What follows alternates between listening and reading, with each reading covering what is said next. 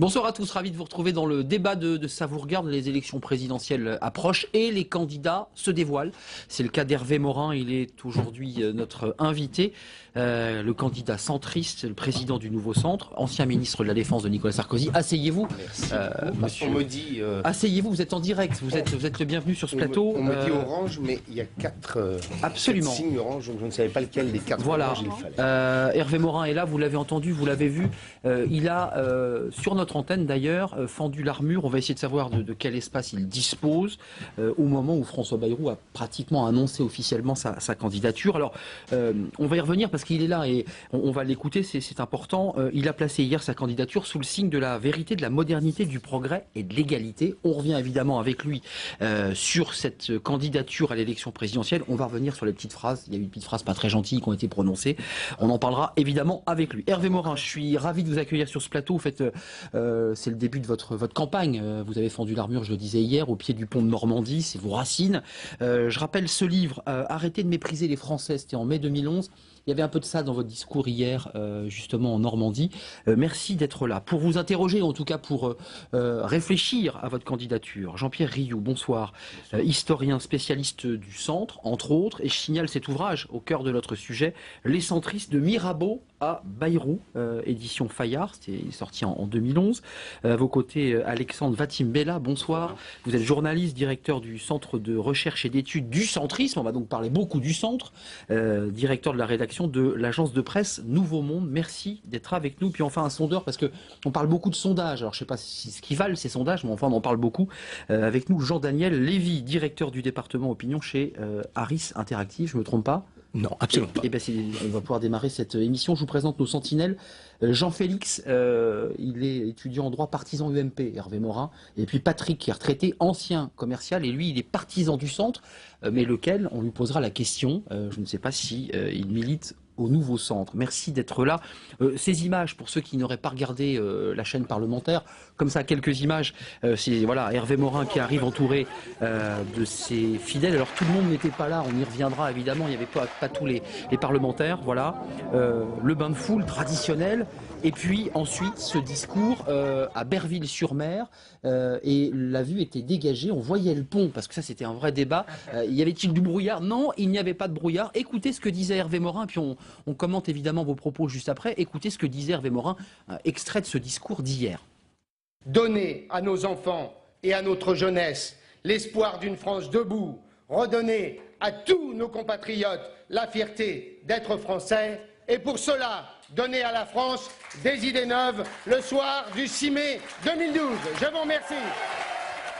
Voilà, vous êtes vu, on voyait pas bien le pont parce que c'est pas encore vu. Voilà, vous êtes revu, il y avait du dynamisme, c'était la fin de votre discours. On dit dès ce matin que c'est une candidature périlleuse, qu'elle est dangereuse, que vous n'avez pas le soutien de tout le monde et que vous partez dans une aventure difficile. Est-ce que vous êtes d'accord déjà avec ce diagnostic, cette première analyse? J'ai dit dans mon discours que c'était une candidature audacieuse. Et elle est audacieuse, en effet. Mais vous savez, si la politique, c'est d'être confortablement assis dans son fauteuil, j'avais un choix très simple.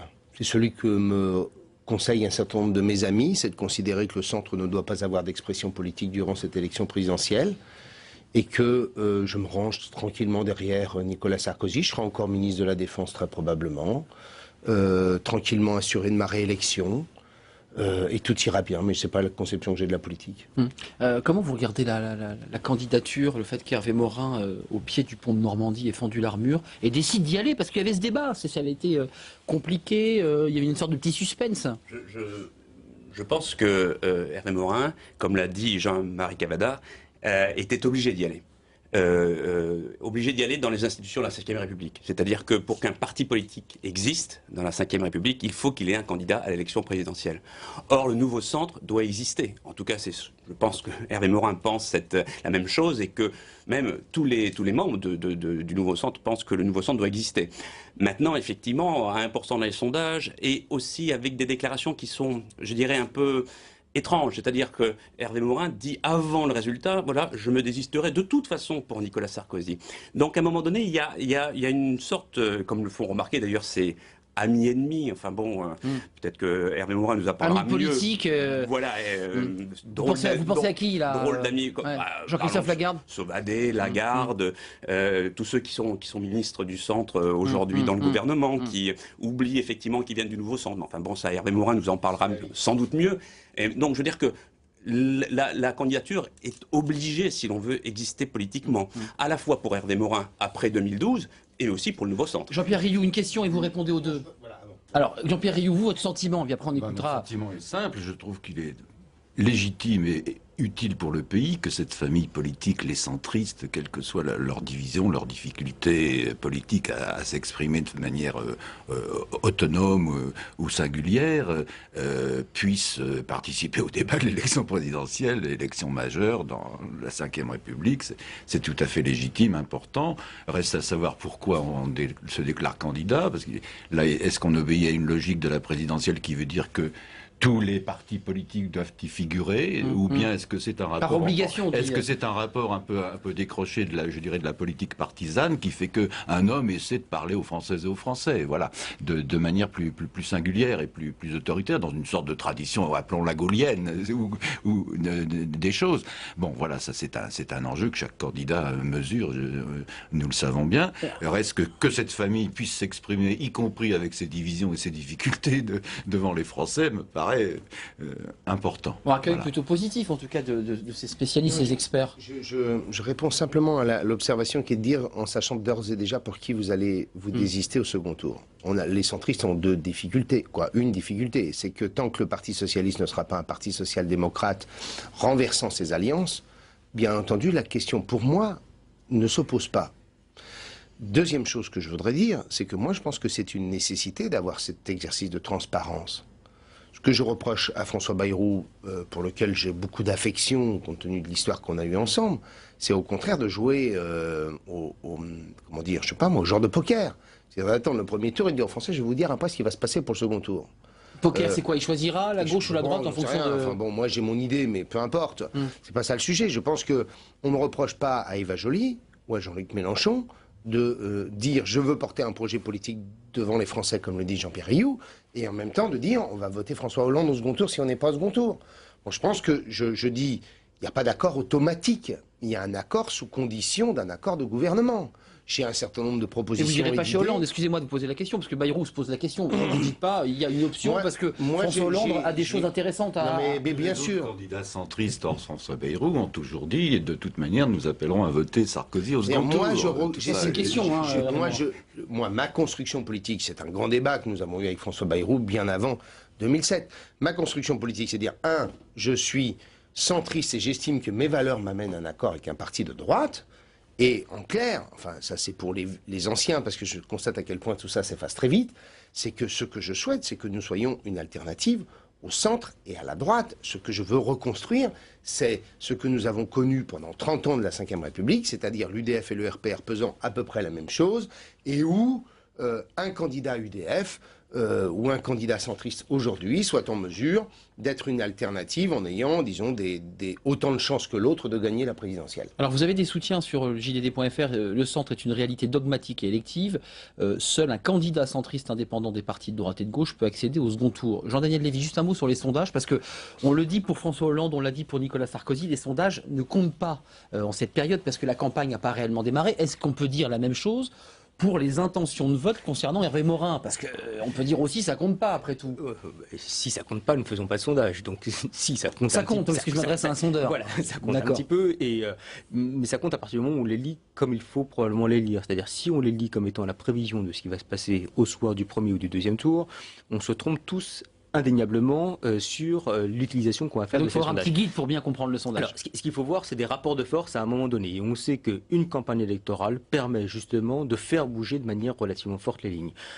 À 6 mois de l'élection présidentielle en 2007, les intentions de vote en faveur de François Bayrou le situaient entre 5 et 6%. Et on se rappelle qu'il a atteint 18%. 2 mois avant l'élection présidentielle de 2002. Olivier Besancenot était absolument inconnu, était crédité de 0,5% des voix. Il a réalisé 5% et on sait que la campagne, notamment la campagne officielle, a permis... ça joue sur un délai très court, finalement. Ça se joue sur un délai très court. Hervé Morin rappelait tout à l'heure que nous avons une France qui a une mémoire politique assez rétrécie. Et c'est vrai qu'en général, l'accélération de la campagne permet de faire en sorte que les Français comprennent de manière un peu plus forte les raisons pour lesquelles les uns et les autres sont présents dans le cadre de la campagne présidentielle et quel type de projet ils peuvent défendre. Alors regardez, écoutez simplement ce qu'a dit quelqu'un que vous connaissez bien, c'est Jean-Louis Borloo. Il était sur France 2, vous étiez vous sur M6. Jean-Louis Borloo, écoutez ce qu'il pense de votre campagne, on aimerait bien savoir ce que vous en pensez. Écoutez et regardez. Bonsoir Jean-Louis Borloo, merci d'être avec nous ce soir. D'abord une petite question d'actualité. Hervé Morin candidat, c'est une bonne nouvelle pour le centre, pour la France, pour vous, selon vous quoi? Écoutez, je suis le plus mal placé pour commenter, puisque moi j'ai fait le choix de ne pas y aller. De ne pas y aller, pour un certain nombre de raisons. Je pense que dans le monde moderne actuel, une candidature qui n'a pas une chance de gagner sur un programme extrêmement clair... n'a pas d'intérêt. C'est une candidature de témoignage, mais comme, voilà, je ne veux pas dire du mal, chacun est libre de s'engager. Bon, Hervé Morin, c'est assez abrupt, c'est une candidature, vous êtes une candidature témoignage, prononcé par un homme qui venait présenter son livre, dans lequel il y a des propositions, tout en étant d'ailleurs pas candidat. Et qui est un allié d'Hervé Morin, dans l'ARES. Voilà, c'est un grand rassemblement du centre, il est effectivement votre allié. Normalement, on vous a vu cet été d'ailleurs. Non mais écoutez, moi, chacun son positionnement. Jean-Louis Borloo a décidé d'arrêter au mois de septembre. Voilà. Point. Non, il aurait pu rester neutre, il aurait pu tout à fait vous encourager, dire bravo, c'est une bonne initiative. Non, il dit que c'est du témoignage. Bon, écoutez, voilà, comme il n'a pas eu le courage de témoigner, je comprends qu'aujourd'hui, il ne puisse pas considérer qu'il y a une autre candidature que la sienne. Enfin, j'en sais rien. Je ne vais pas rentrer dans des psychologies qui ne m'intéressent pas. Voilà, je pense que si vous refusez de présenter votre projet politique pour la France et aux Français, quel est le sens de l'engagement politique s'il s'agit simplement d'aller soutenir quelqu'un d'ores et déjà avant le premier tour de l'élection présidentielle, c'est tout. Après, chacun son chemin. Mais vous savez, malheureusement, j'ai 50 ans et j'ai trop vu comment s'étaient passées les présidentielles précédentes. Enfin, et puis regardez même la primaire du Parti socialiste. Qui aurait pu penser il y a 9 mois que ce serait François Hollande qui serait investi, alors qu'il y a 1 an et demi, les mêmes commentateurs sur un plateau de télévision disaient que François Hollande était carbonisé, que c'était fini, que c'était un has-been. Souvenez-vous les qualificatifs de ses camarades du Parti socialiste le concernant. C'était loin d'être dans la tendresse. Vous partez de loin, mais il y a de l'espace, il y a une chance, il y a de l'énergie. Voilà, et puis les parlementaires, je vous rappelle que le même Jacques Chirac était abandonné à peu près par tous les parlementaires du RPR en 1994. Les Français ont moins cet avantage-là, c'est que personne ne décidera à leur place. Jean-Pierre Rioux, juste un petit mot sur ce que dit Jean-Louis Borloo. Alors il s'était lancé, puis finalement il n'y va pas. On a quand même le sentiment que la vie politique se bipolarise mécaniquement. Est-ce que c'est ça le danger finalement, au-delà des petites phrases? C'est la logique dans laquelle la Ve République insère les centristes par définition, puisque les institutions et la Constitution elle-même est une machine à fabriquer du duopole UMP-PS au bout de la course, et au moins dans tous les seconds tours, dès lors que la Ve République reste obstinément fixée à l'idée qu'il faut que le scrutin majoritaire soit présent partout, d'où l'obstination méritoire me semble-t-il, avec laquelle tous les centristes, quels qu'ils soient... pas tous, parce que vous n'êtes pas soutenu partout. Non, demande qu'il y ait une manière ou une autre, un bout de proportionnel, une dose proportionnelle quelque part, parce qu'on ne peut plus continuer à fonctionner dans un système qui est relativement vicié à la base, et le quinquennat n'a fait qu'aggraver les choses, dès lors que, eh bien, on hésite entre je dirais un fonctionnement présidentiel, auquel cas il faudrait donner un vrai pouvoir au Congrès à la française, si je puis dire, comme aux États-Unis ou ailleurs, ou par ailleurs on maintient l'inadéquation entre une majorité présidentielle et une majorité parlementaire. Alors, et là, c'est une question dans laquelle les centristes sont broyés depuis qu'ils ont rallié très ouvertement depuis le temps de Georges Pompidou ou de Valéry Giscard d'Estaing, où ils ont rallié la droite en pensant très légitimement, c'est pas une discussion d'aujourd'hui, que ça ne pouvait, puisque la gauche méprise et ne regarde pas les centristes,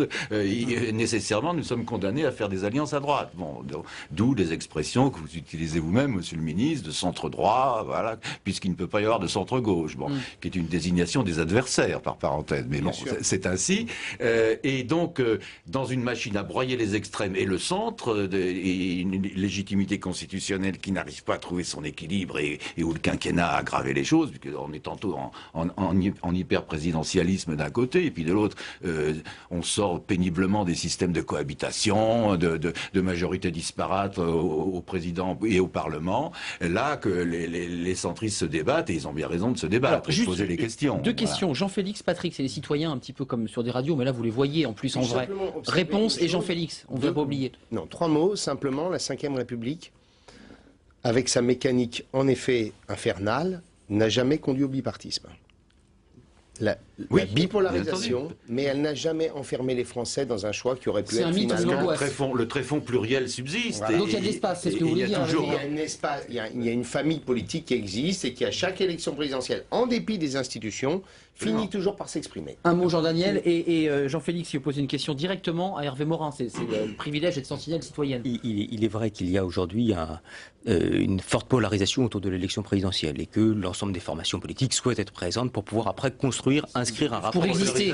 Mais l'idée que seule la présidentielle peut rebattre les cartes. Et c'est en général l'idée d'ailleurs qui existe de la part des Français où ils se disent c'est le moment où on débat de l'état du pays, des perspectives et des moyens qui nous permettent d'y arriver. Mais à chaque fois, effectivement, il y a derrière les deux candidats principaux, un troisième qui a tendance, d'une manière ou d'une autre, à s'immiscer. C'était le cas, on se rappelle de François Bayrou à la dernière élection présidentielle. C'est le cas du troisième candidat qui est devenu le deuxième à l'élection présidentielle de 2002 avec la présence de Jean-Marie Le Pen au deuxième tour de l'élection présidentielle. Et même si on remonte un petit peu plus loin, et même si c'était pas l'incarnation du centre, la présence de Balladur, exactement. C'est l'histoire de la Ve République. Jean Le Canuet fait 15% en 1977. C'est 18%. Et Pierre Fauchon, qui a été son directeur de campagne sénateur, raconte, était sénateur il y a encore peu de temps, raconte avec truculence cette anecdote incroyable.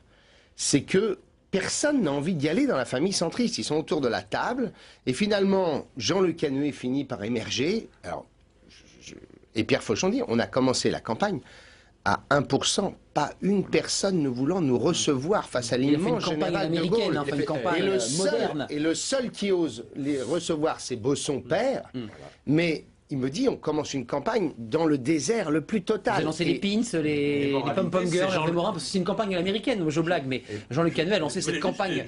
Un mot, et Jean-Félix, on vous oublie pas. Le troisième homme, il a existé, c'est Giscard. Au-delà du fait qu'il soit du centre, mais il y avait Chaban-Delmas, et il y avait Chaban-Delmas, et il y avait Mitterrand. Il était donc bien le troisième candidat, donc un troisième candidat peut bien l'emporter, même si avec les trahisons, etc., on ne rappellera pas cet épisode malheureux à Jacques Chirac, qui aujourd'hui est un peu déifié par la population, mais enfin bon, il y a des choses qui se sont passées à cette époque-là, et le troisième candidat était bien Giscard, et il a bien remporté l'élection présidentielle. Un mot, Hervé Morin et Jean-Félix. Giscard d'Estaing, qui me fait l'honneur de temps à autre de m'inviter à un petit déjeuner, me racontant à quel point, dans sa propre famille des indépendants, il était terriblement contesté sur l'idée même de sa candidature. Tous ceux qui étaient au gouvernement, je ne pas de candidature. Vous voyez des signes, des sortes d'augures positifs. Vous dites, je suis comme Jean Le Canuet. Non, parce que je dis que les Français sont sur d'autres ressorts que la classe politique, c'est tout. Voilà. Jean-Félix, votre question, vous êtes proche de l'UMP et Patrick, qui est plutôt proche du centre, voire centriste. Dites-nous, posez votre question directement à Hervé Morin. Mais le sujet que vous évoquez est intéressant parce que ça pose toute la difficulté que le centre trouve sous la Ve République. Donc Monsieur Morin, quand il dit déjà qu'il appellera à voter pour l'UMP en 2012, ça montre un peu la caducité de sa démarche. Donc bon, c'est un homme sympathique, charmant, qui a beaucoup d'idées, mais ça devient d'emblée une candidature de témoignage. Donc comment, alors, est-ce qu'il prépare l'après 2012 ? Comment il fera pour l'investiture pour la législative en 2012 ? Parce que Jean-François Copé a quand même menacé... du 21 avril à l'envers. Concernant l'investiture. Et il est dans la difficulté que le centre trouve dans ce pays, du point de vue de son existence, qui plafonne toujours entre 10 et 15%, mais qui est obligé de passer des accords de second tour en particulier. Jean-Félix, on a compris la question. Elle est très bonne. Il y en a deux. Fondamentale. La première... Jean-Félix, si vous me le permettez de vous appeler par votre prénom. Ouais, parce qu'il y a un échange là, c'est parfait. Ouais, je vous en prie, oui. D'abord de dire, puisque vous appelez à voter Sarkozy, votre candidature est caduque. Vous dites la même chose de Mélenchon et d'Eva Joly, j'imagine alors. Ah ouais? Bon, eh bien. Il appellera à voter Hollande. Enfin, les Verts ont déjà passé un accord. C'est Voilà. mal parti. Et donc, moi, vous voyez, j'ai pas la même vision de la démocratie que vous. Pour moi, la démocratie, c'est un système de pouvoir et de contre-pouvoir, et c'est un système dans lequel un exécutif n'a pas la totalité des manettes, avec un système vertical qui empêche l'expression de la diversité d'une majorité pour former la meilleure proposition. Moi, je pense qu'on doit avoir un système majoritaire dans lequel il y a un accord de gouvernement avec des formations politiques différentes qui sont capables de porter des sensibilités et de faire émerger une solution. Je vais prendre un exemple. Quand Nicolas Sarkozy, en 2008, m'expliquait autour de la table que la règle d'or, ça n'avait pas de sens, que c'était qu'une question de volonté politique pour les déficits, j'aurais aimé pouvoir peser assez pour l'imposer. Quand Nicolas Sarkozy m'expliquait de la même façon que le bouclier fiscal, on n'y toucherait jamais. Et depuis pour le mettre par terre en 2011, j'aurais aimé qu'il puisse nous écouter. Quand j'évoquais la TVA emploi dès 2007, et que l'UMP disait cette idée-là n'a pas de sens. J'aurais aimé là aussi qu'on n'attende pas 2012 pour la remettre dans les programmes politiques. Donc j'ai pas du tout la même perception que vous de la démocratie. les investitures, c'est important. On sent qu'il y a une espèce de pistolet sur la tempe des députés. On leur dit attention, allez pas chez Hervé Morin parce que c'est réchauffé. Ça c'est toujours la même chose. Qu'on oublie une chose, c'est que entre le premier tour des présidentielles et le premier tour des législatives, il y a un deuxième tour des présidentielles où on forme une nouvelle majorité. Non mais c'est réel, ça vous... Présidentiel. Je veux dire, le fait que sur 39 parlementaires... Pas parlementaire. Voilà. Hervé Morin, sur 39 parlementaires, il y en avait 14 hier ou 15. Est-ce qu'il y a un peu de chantage, un peu de pression sur vos amis? Bien sûr qu'un certain nombre de parlementaires ont fait l'objet de pression, ça ne fait pas de doute, mais c'est toujours la même chose. Voilà, il faut vivre avec ça, soit on supporte la pression, soit on la supporte pas, c'est tout. Et auquel cas, on ne va pas avec Hervé Morin. Patrick, vous êtes un centriste. Posez votre question en direct, Hervé Morin. Et quelle est cette belle bibliothèque derrière? Une bibliothèque de centristes. C'est chez moi. Ah bon. Bonjour Hervé Morin. Donc effectivement, je réponds à Arnaud. Oui, je suis centriste. J'ai quitté le Modem pour le nouveau centre. Il n'empêche que là, je suis très embarrassé. Oui, j'étais au congrès de Tours, Hervé. Le célèbre congrès de Tours. Pardon?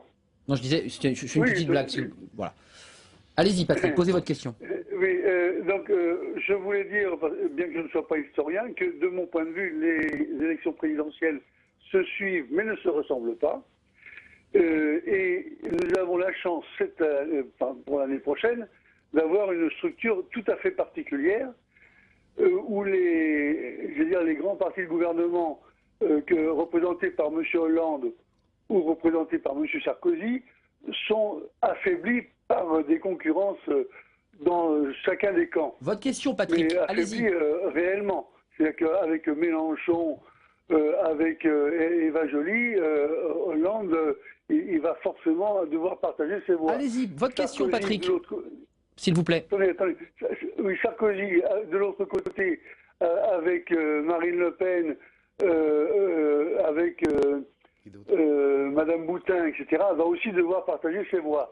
Et au centre, on se retrouvait avec une énorme avenue, la voie centrale parfaitement dégagée pour François Bayrou, qui pouvait effectivement, et parce que c'est le seul but véritable, excuse-moi Hervé, mais d'arriver et d'être au second tour. Ne pas envisager la présidentielle sans être... Patrick, vous êtes trop long, je suis désolé. Ça n'a aucun intérêt. Et donc là, moi, ce qui me dérange un petit peu avec Corinne Lepage et Hervé Morin, c'est que pour cette grande avenue, moi, j'ai l'impression là qu'il y a deux contre-allées qui vont réduire le champ, forcément. Hervé Morin, alors, on verra un sujet sur... Je ne pars pas dans une campagne en n'imaginant pas un seul instant qu'on ne puisse pas être au second tour. Bon, voilà, si je vous le dis en même temps... vous irez au bout, parce que certains disent que c'est une candidature qui va s'arrêter en février. En même temps, si je vous le dis, vous souriez parce que vous dites il y a du chemin à faire.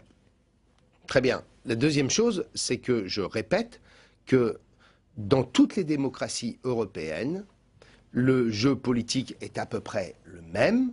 C'est qu'il y a des formations politiques, alors après, régime présidentiel ou parlementaire, il y a des formations politiques qui présentent un projet politique, et à la suite du premier tour, il y en a qui sont devant, d'autres derrière, et ils passent des accords de gouvernement, et ces accords de gouvernement constituent la table de marbre de la politique pour les 5 ans à venir. Et je pense que c'est une belle ambition d'être, ceux qui vont porter une certaine vision du pays. Je pense que dans un monde qui change radicalement, on a besoin de propositions nouvelles. Jean-François Copé vous dit sur Radio J, attention, Hervé Morin, attention, il y a le 21 avril à l'envers. Et puisque vous êtes centriste, Patrick, vous serez le premier... Il va revenir. Vous serez quand même le premier à reconnaître que nous portons au moins une belle idée que tous les centristes ont, c'est l'idée d'une Europe fédérale, qui n'est pas pour moi une Europe à 27, mais qui est au contraire une Europe constituée d'un noyau dur, ce noyau dur constituant ceux qui décident de mettre ensemble leur politique économique, leur politique industrielle, leur politique énergétique, leur politique fiscale, pour que nous puissions compter dans un 21e siècle fait de grandes puissances. Alors, ça, ce sont des messages que j'ai envie de porter auprès des Français. La démondialisation, c'est la mort assurée et le déclin garanti. Moi, je veux porter l'idée que la France est capable de réussir dans ce monde nouveau. Alors, regardez ce sujet rapidement, c'est quelques images comme ça pour... Parce qu'évidemment, la question de François Bayrou est posée. Il n'a pas annoncé officiellement sa candidature. Ça sera entre le 5 et le 8 décembre. Enfin, c'est quasiment officiel. Mais si, il l'a annoncé. Il l'a annoncé, mais pas officiellement, puisqu'il a décidé de le faire entre le 5 et le 8 décembre. J'ai envie d'appeler ce sujet un fauteuil pour deux, en tout cas un fauteuil au centre, pour reprendre le titre d'un film. Regardez ce sujet de Betty Lachguer. Elle était au Conseil national du Modem. Et puis, évidemment, elle était du côté du pont de Normandie ce dimanche. Reportage, un fauteuil pour deux. 2 candidats pour une place au centre, François Bayrou et Hervé Morin. Hier, le président du nouveau centre a officialisé sa candidature face au pont de Normandie. La bataille peut maintenant commencer. Je vous ai réunis aujourd'hui au cœur de ma Normandie natale pour vous faire part de ma décision d'être candidat à la présidence de la République. 3 jours plus tôt, François Bayrou lui grille la politesse. Il confirme sur le plateau de TF1 qu'il se présentera bel et bien. Est-ce que vous avez décidé, Monsieur Bayrou, d'être candidat pour l'élection présidentielle de 2012 ? Oui. Un acte manqué pour le président du Modem qui n'a pas résisté à la tentation de prendre de vitesse son rival. Et samedi, lors du Conseil national du parti, il lançait déjà des piques à son concurrent. Si vous vous présentez à l'élection présidentielle en voulant la réélection d'un autre, alors salut. En attendant, la course est lancée, l'homme du Béarn est déjà en tête. Fort de ses 18% en 2007, il peut compter sur le soutien de son parti. Quant à Hervé Morin, lui n'est crédité que de 1% dans les sondages et sa candidature est critiquée au sein même de son parti. Seuls 17 parlementaires le soutiennent, sur 39 au total, mais certains sont des fidèles.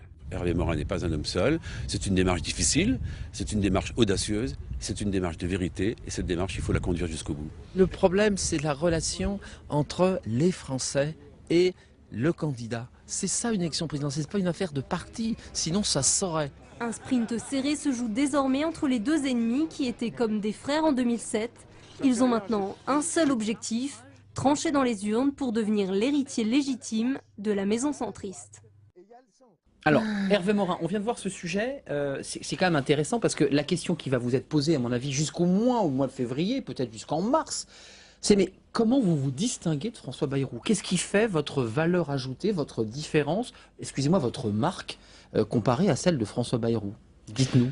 Eh bien, j'ai expliqué tout à l'heure la différence qui me semble pour moi capitale, qui est celle de stratégie politique, de positionnement politique. Nous sommes dans la clarté de nos alliances.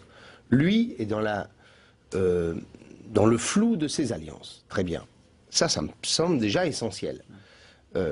La deuxième chose que je voudrais dire, c'est que François Bayrou et moi avons un certain nombre de thèmes. J'ai pas les solutions, en revanche. Moi, j'ai apporté des solutions. De thèmes communs, c'est ce que vous vouliez dire? Non, de thèmes sur lesquels... Oui, enfin, non, mais de thèmes communs. Ouais. La lutte contre les déficits, etc. C'est des sujets communs, cette fois-ci, entre Bayrou et Morin. Je veux dire, ils se sont rapprochés depuis 2007. Mais si vous tend la main, Je prends un exemple. La lutte contre les déficits. En effet, thème centriste s'il en est. J'observe que François Bayrou ne me présente pas de solution. J'en présente, moi, une, radicalement nouvelle. C'est qu'à côté de la réduction de la dépense publique nécessaire, mais qui a ses limites dans des besoins, alors qu'il y a des besoins de services publics considérables, et que la République a abandonné des champs entiers, que sont les banlieues, les zones rurales, en termes de présence, alors qu'on a des besoins considérables en termes d'éducation ou de justice, on voit bien que la réduction de la dépense publique a des limites.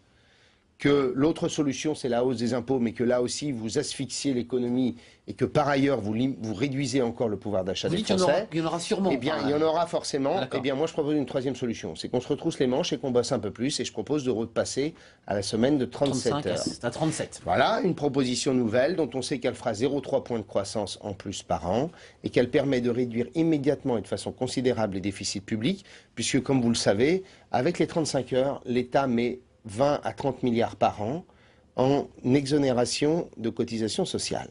Et donc, ça, c'est une Donc c'est la fin des 35 heures, c'est pour faire... C'est le passage aux 37 heures à une condition, c'est que ce soit bien entendu valable pour tout le monde, public et privé, et que l'État, dans cette affaire, soit lui aussi irréprochable. Jean-Noël Lévy, juste un mot sur François Bayrou, parce qu'on le crédite déjà, je me tourne vers le sondeur, de 7 à 8%, enfin en fonction des sondages. Est-ce que le débat, c'est ça, c'est cette espèce de bataille autour du programme, du projet, de la marque entre Hervé Morin et François Bayrou? Est-ce que les Français vont juger là-dessus?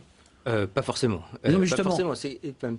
D'ailleurs, derrière le débat présence ou pas d'un candidat au centre face à Nicolas Sarkozy et danger potentiel du 21 avril, il y a deux types de réflexions que l'on peut adopter. Le premier aspect, c'est qu'il y a aujourd'hui une frange d'un électorat qui est plutôt à droite ou au centre droit, qui n'est pas enthousiasmé par Nicolas Sarkozy et qui va trouver qu'en termes de posture présidentielle ou qu'en termes également de projet politique qui a pu être développé, ce n'était pas exactement ce à quoi il pouvait s'attendre. Et donc il y a une frange d'électorat qui dit « je suis prêt dans une confrontation entre Nicolas Sarkozy et François Hollande au deuxième tour à voter pour Nicolas Sarkozy, mais j'ai envie au premier tour de lui exprimer un certain nombre de messages ». Donc après, toute la difficulté et pour M. Morin et pour M. Bayrou, c'est d'arriver à être l'incarnation d'une forme de critique d'un électorat qui, de toute façon, ira voter en faveur de Nicolas Sarkozy, mais qui souhaite exprimer un certain nombre de messages en termes d'humanisme social, en termes de prise en compte de l'humain dans la société, en termes de regard entre la place de l'État et la place du marché, qui sont des points sur lesquels il y a aujourd'hui une forme de désaffection d'une frange de l'électorat de droite. La critique qui est effectuée, on le voit de la part de l'UMP, c'est effectivement celle-ci. Aujourd'hui, en adressant un message au premier tour à l'égard de Nicolas Sarkozy, vous risquez non pas d'exprimer un message, mais de le disqualifier dans le cadre sur Radio J. Donc c'est la force des projets des uns et des autres qui permettront d'avoir une question. J'ajoute une chose, c'est que bon, si la question c'est celle de se dire attention, Nicolas Sarkozy risque de ne pas être au second tour, c'est qu'on a déjà perdu l'élection.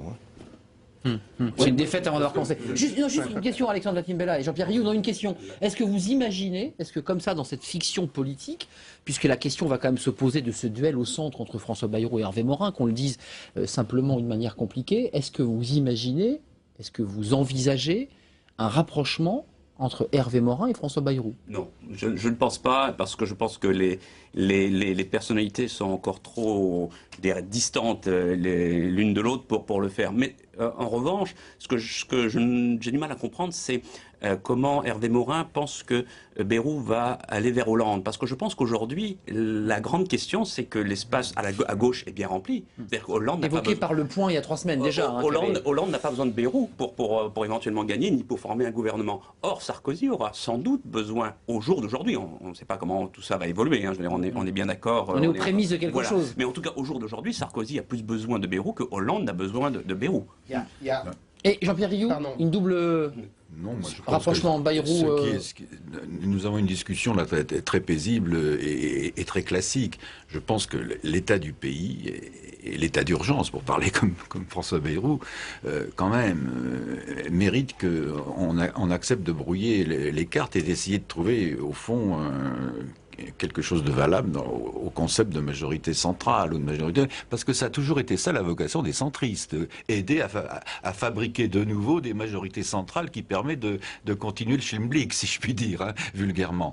Et là, moi je maintiens que c'est la force de proposition, le projet qui sera présenté, quels que soient les attendus ou les divisions sur la TVA à tant de pourcents, les 37 heures ou les 36 ou les 35, bon.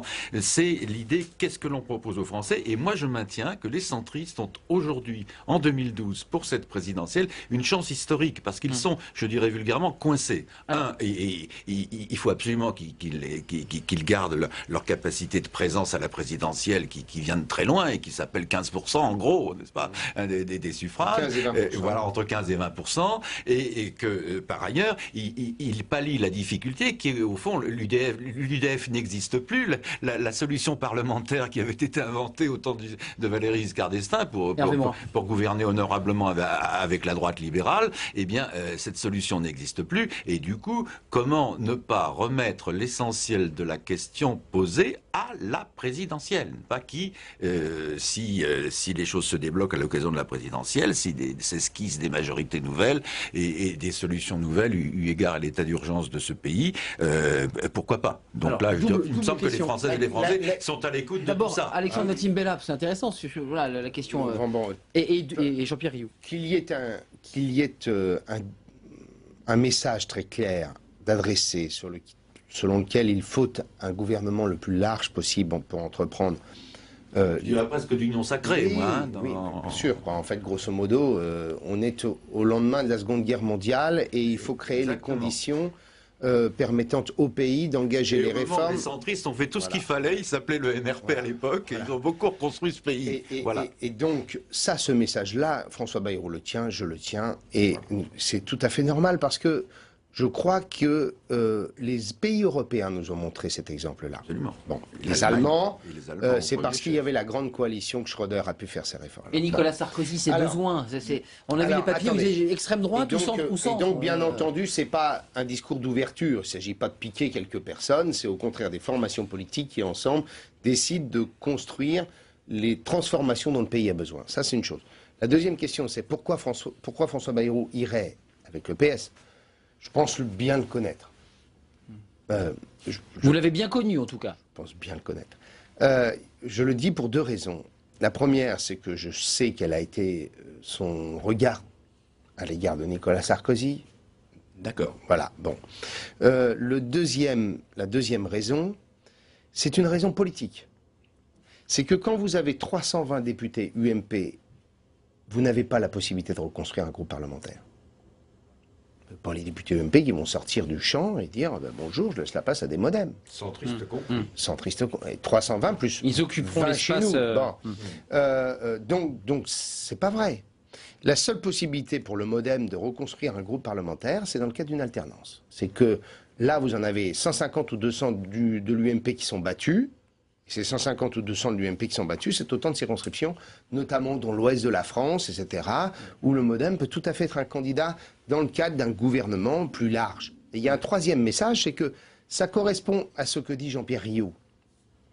Quand François Bayrou évoque l'idée de majorité beaucoup, dépassant les marges traditionnelles de la vie politique, il accrédite cette démarche-là.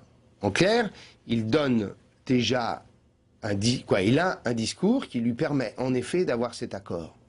Mais je le connais. Et je sais que, on se l'est dit souvent, et moi je dis la même chose d'ailleurs, quand je disais tout à l'heure à nos deux correspondants que l'idée c'était de faire en sorte qu'on ait un groupe parlementaire capable de peser sur les grands arbitrages d'un gouvernement et d'une nouvelle majorité, c'est la même chose. C'est que François Bayrou n'acceptera jamais d'être dans un gouvernement dans lequel il sera là sans avoir une clé, Jean-Félix, attendez, juste une clé à l'Assemblée nationale. On laisse passer Jean-Félix. Le Premier ministre, il est toujours issu du groupe parlementaire majoritaire. Jean-Félix, un petit mot, une réponse d'Hervé Morin, parce que c'est intéressant l'interactivité entre les citoyens qui sont devant leur webcam et les candidats. Dites-nous. Mais M. Morin parle d'indépendance, mais quelle est la différence? Il vient d'être ministre de la Défense, qui est quand même un poste régalien pendant 3 ans. Quelle est la différence aujourd'hui avec l'UMP, si ce n'est quand même les valeurs de démocratie chrétienne du centre? C'est vrai. Mais ce que je veux dire, c'est qu'il y a un jeu de rôle, il y a un rôle de chaise musicale au centre avec François Bayrou. Et moi, je pense, contrairement à lui, que François Bayrou appellera plutôt à voter Sarkozy, parce que je crois que le deal est fait. C'est votre rêve. Parce qu'il vise Matignon pour 2012. Mais c'est un peu ça, et ça va être la C'est votre rêve, Jean-Félix.